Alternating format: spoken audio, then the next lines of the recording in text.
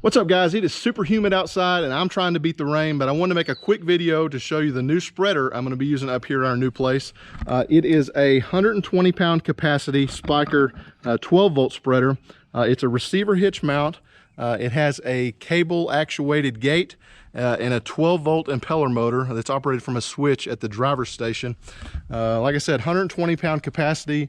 What we're looking at here is two 50 pound bags of this BCF 2510. It also has 1% magnesium, 2% iron, 1% zinc. I picked this up in my local farm store. So I'm going to put 8 bags out on the property here today. That's going to give me about a half a pound of nitrogen per 1,000. I've sprayed some weeds up here a couple weeks ago, so that's what you're seeing, a lot of the brown areas, getting rid of some of the ryegrass and some of the other undesirable grass that was out here on the property. We're going to eventually transform this into 100% Bermuda. Anyway, I'm going to get started and hopefully beat this rain. See you guys next time.